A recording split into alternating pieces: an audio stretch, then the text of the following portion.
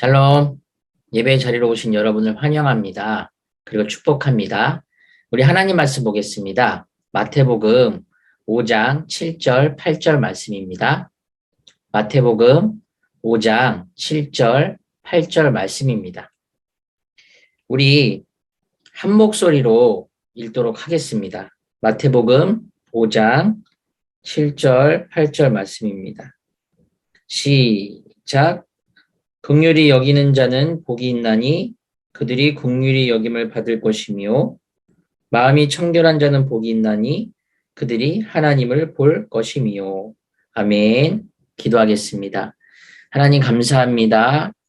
오늘도 저희들을 또 하나님의 말씀 앞으로 초청하여 주시고 또 우리가 언제 어디에서든지 하나님의 말씀을 대면하게 하심을 감사드립니다. 하나님 오늘도 저에게 들려주실 말씀을 통해서 우리의 심령이 또 하나님을 보게 하시고 우리가 더욱더 하나님의 말씀 앞에서 늘 정결하게 깨끗하게 살아갈 수 있는 은혜를 허락하여 주옵소서. 또한 죄인된 우리들 또 쓰러지고 넘어지지만 저희들을 불쌍히 여겨주시고 긍휼히 여겨주셔서 또 하나님의 한없는 자비와 사랑으로 우리를 일으켜 세워 주옵소서. 살아계신 예수님의 이름으로 기도합니다. 아멘. 샬롬, 우리 옆분과 인사할까요? 샬롬, 반갑습니다. 샬롬, 반갑습니다. 예배 자리에 오신 여러분을 다시 한번 환영하고 진심으로 축복합니다. 오늘 팔복 세 번째 시간입니다. 지난 시간까지 우리는 심령이 가난한 자, 애통하는 자, 온유한 자, 의에 줄이고 목마른 자에 대해서 살펴봤습니다. 앞에 네 가지 복은 하나님과 사람과의 수직적인 관계라고 말씀을 드렸습니다. 이 의미는 이렇게 다시 말할 수 있겠는데요.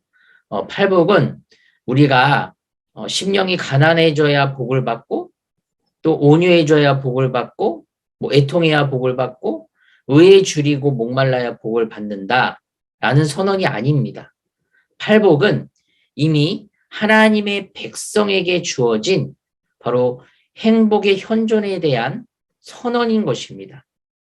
다시 말씀드리면 하나님 나라를 받아들이는 자들에게 주어진 바로 복임과 동시에 하나님 나라 백성의 정체성이라고 할 수 있습니다. 오늘 7절 말씀을 먼저 보실까요? 긍휼히 여기는 자는 복이 있나니 그들이 긍휼히 여김을 받을 것이며 라고 말씀합니다. 여러분, 긍휼히 여김은 심령의 가난 그리고 의에 줄이고 목마름에서 발전된 성품입니다. 심령의 가난함은 인간이 자신의 전적인 무능함을 깨닫고 하나님의 전적인 도우심을 의지하는 것이라고 말씀드렸습니다.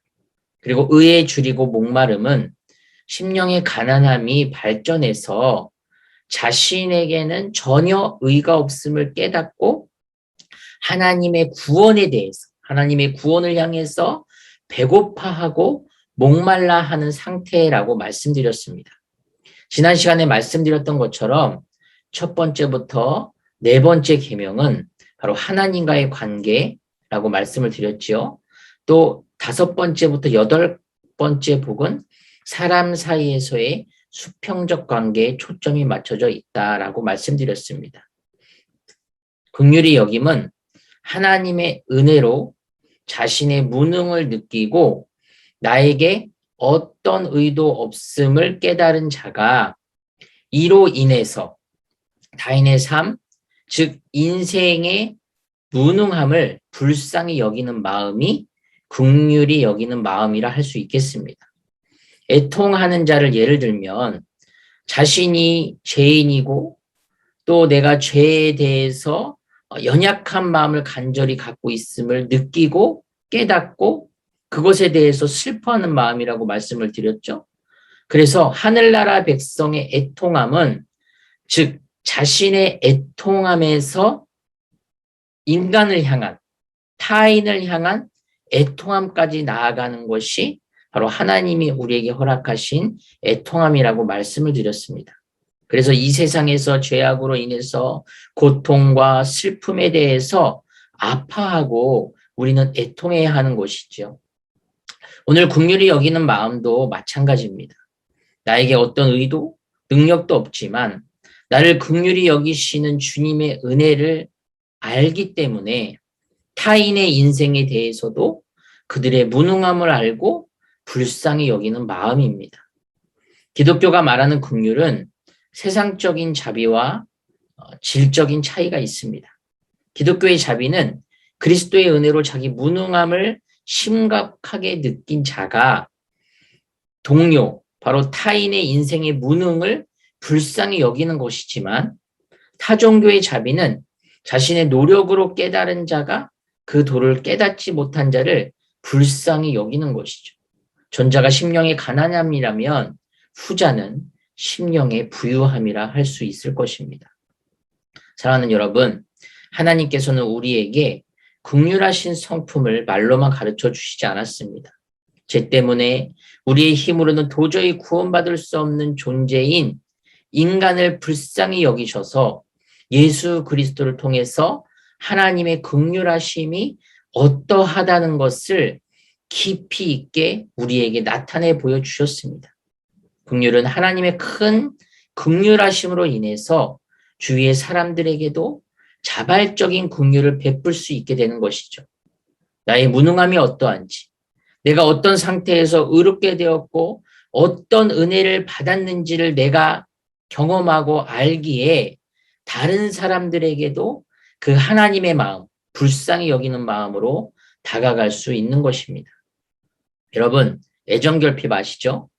애정을 끊임없이 갈구하기 때문에 자기에게 모든 사랑과 이목이 집중되기를 원하는 마음입니다. 애정결핍이 있는 사람은 그 어떠한 사람에게도 사랑을 절대 나눠줄 수가 없습니다. 왜냐하면 자기 자신이 그 애정에 대해서 너무나도 목말라 하기 때문에 그 모든 사랑을 독차지하고 싶은 것이죠. 그러나 사랑을 충분히 많이 받고 그 사랑에 대해서 경험한 사람은 그 사랑을 나눠줄 수 있고 흘려보내줄 수 있는 것입니다. 긍휼히 여기는 마음도 마찬가지일 것이라고 생각합니다. 이런 점에서 긍휼히 여기는 마음은 성령의 열매이며 하나님의 은혜인 것이죠. 이 모든 것들은 조금이라도 인간의 의로움과 어떤 성품에서 만들어지는 것이 아닙니다. 전적으로부터 하나님으로부터 오는 하나님의 선물인 것이죠. 하나님의 충만한 긍휼하심을 깨달은 자는 타인에게도 긍휼한 마음으로 다가갈 수 있습니다.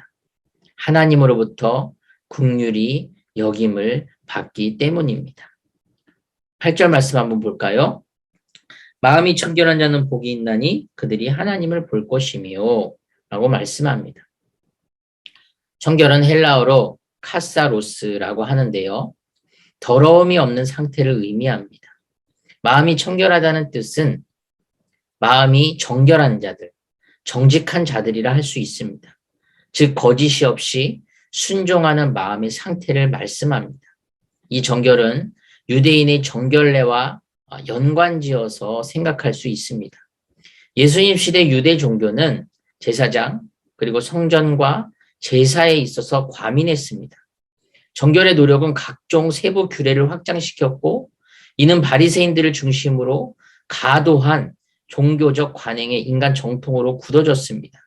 복음서 안에서 예수님께서는 바리새인들의 책망하셨죠. 왜냐하면 그들에게 있는 외식을 보았기 때문입니다. 그들은 정결의 원칙을 확대 적용을 해서 구제와 기도와 금식을 사람들에게 보이려고 했습니다.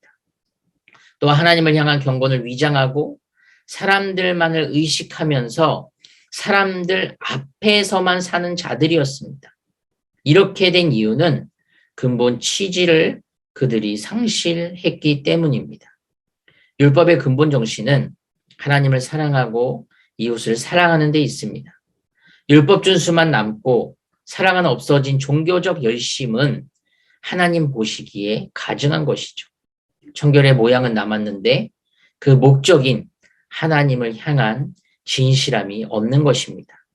여러분, 형식이 아니라 마음입니다. 규범의 준수가 아니라 마음의 순결입니다. 예수님은 백성들을 성전 제사 준수나 민족적 정체성을 통해서 정의하지 않으셨습니다.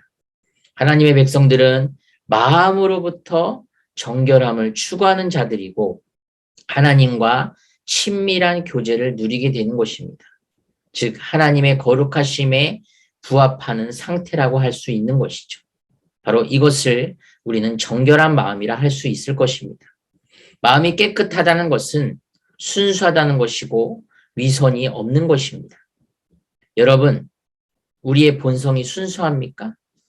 거짓된 위선이 전혀 없습니까? 라고 말하는 것이 아닙니다. 마음이 청결한 사람은 중심을 보시는 하나님을 매 순간 의식하며 사는 사람입니다. 그 어떤 것도 숨길 수 없는 하나님 앞에서 살기에 그 마음을 청결하게, 정결하게 보존할 수 있는 것입니다. 하나님께서는 우리의 모든 것을 아시고 보시기 때문에 투명하게 보시는 것이죠. 이것을 종교개혁자들은 코람데오라고 했습니다. 하나님 앞에서 라는 뜻을 가지고 있습니다. 하나님 앞에서 청결한 마음은 정직함이며 하나님과의 관계에 막힘이 없습니다. 다윗 왕조 17대 왕인 요시야 왕을 아실 겁니다. 요시야는 8세 때의 왕위에 올라서 31년간 나라를 다스렸습니다. 그리고 요시야 왕의 삶에 대해서 성경은 이렇게 평가합니다. 요시야와 같이 마음을 다하며 뜻을 다하며 힘을 다하며 모세의 모든 율법을 따라 여호와께로 돌이킨 왕은 요시야 전에도 없었고 후에도 그와 같은 자가 없었더라 라고 말씀합니다. 마음을 다하고 뜻을 다하고 힘을 다해서 하나님을 사랑한 왕이었습니다. 그리고 무엇보다도 요시야 왕에 대한 하나님의 칭찬은 이렇습니다. 요시야가 여호와 보시기에 정직히 행하며 그 조상 다윗의 모든 길로 행하고 좌우로 치우치지 아니하였더라. 원문으로 직역하면 그가 하나님 앞에서 올바른 것을 행했다입니다. 여기서도 하나님 앞에서라는 표현이 있는데요. 이 표현은 히브리어로 베네 아도나이라는 표현입니다. 즉 코람데오라고 말씀하고 있습니다. 사랑하는 여러분, 우리가 지금 누구 앞에서 사는지에 따라서 우리의 인생은 달라집니다. 어떤 사람은 하나님도 모르고 세상의 중심이 자기인 줄 착각하며 살아갑니다. 어떤 사람들은 사람들 앞에서만 한없이 좋은 사람 같은데 사람이 보이지 않는 곳에선 아랑곳 없이 삶을 삽니다. 사람은 신경을 쓰지만 하나님은 신경 쓰지 않는 삶이죠. 하나님께서는 이런 자들을 외식하는 자들이라고 책망하셨습니다. 요즘은 인권이라는 이유로 사람을 내세워서 사람이 먼저다라는 사상이 우리를 엄습하고 있습니다. 그러나 사람이 먼저가 아니라 하나님이 먼저입니다. 사람도 중요하지만 하나님이 더 중요합니다. 마지막으로 진정으로 하나님 앞에서 사는 사람들이 있습니다. 사도 바울은 이렇게 말했습니다. 눈가림만 하여 사람을 기쁘게 하는 자처럼 하지 말고 그리스도의 종들처럼 마음으로 하나님의 뜻을 행하고 기쁜 마음으로 섬기기를 주께 하듯 하고 사람들에게 하듯 하지 말라라고 말씀합니다. 우리가 하나님 앞에 있어야 정직한 마음으로 살아갈 수 있습니다. 정직한 자의 마음에는 항상 하나님이 보입니다. 가시적으로 보인다는 게 아니라 하나님과 함께 동행하고 있음을 느끼고 보는 것입니다. 하나님을 인식하고 성령님이 나와 함께 계시다는 사실을 인식하는 삶입니다. 누군가가 랍비에게 10계명 중 가장 중요한 것이 무엇입니까? 라고 물었습니다.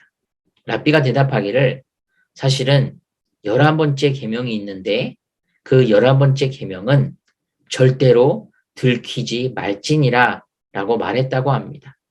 사람들이 하나님의 이름을 내세우지만 사람들 앞에서만 사는 사람들을 빗댄 농담입니다. 우리가 하나님 앞에서 들키지 않을 것들이 있겠습니까? 사람 앞에서만 들키지 않으면 된다는 식의 삶으로 안도하고 있지는 않습니까?